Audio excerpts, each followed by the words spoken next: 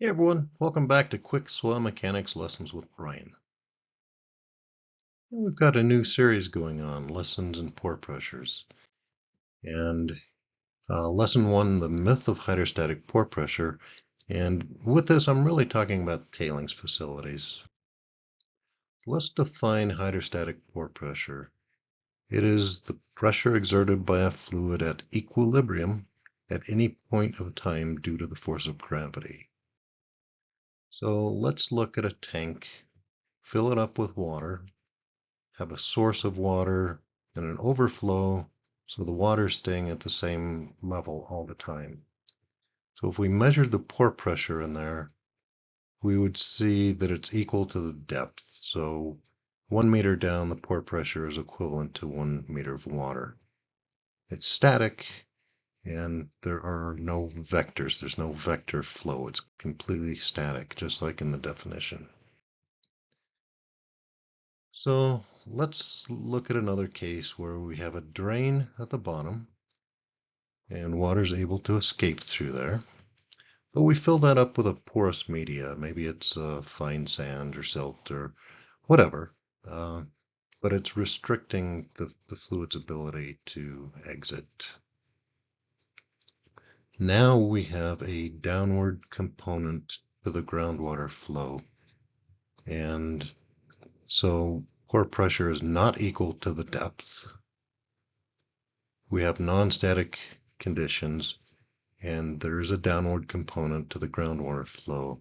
So in here we would have all these flow vectors going on.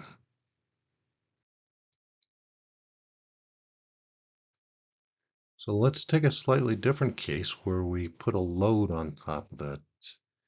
And now we have a much greater pore pressure. See, there's no drains in this one. The drain's plugged.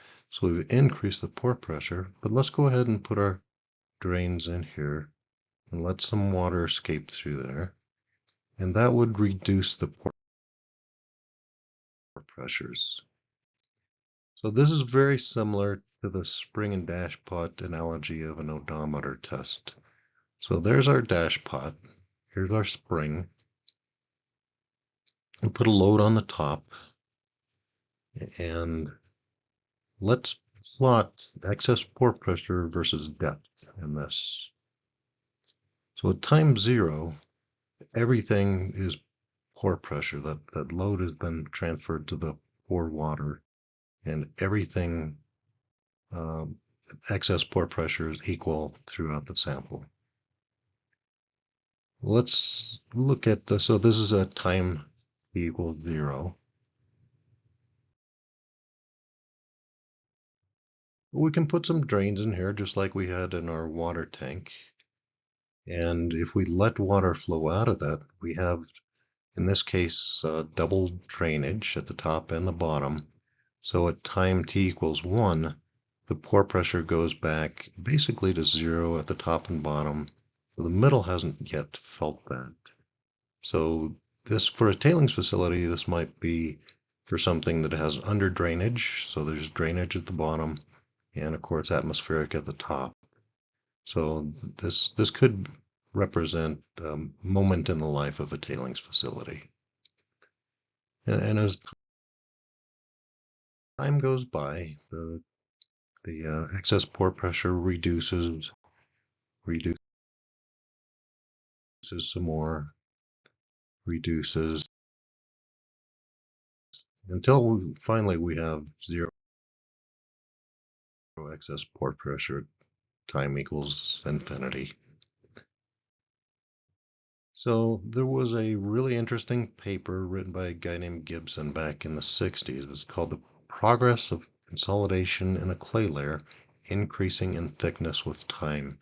It kind of sounds like a mouthful, but just picture this being a tailings layer that increases with thickness and time, and that's exactly what happens in a tailings facility.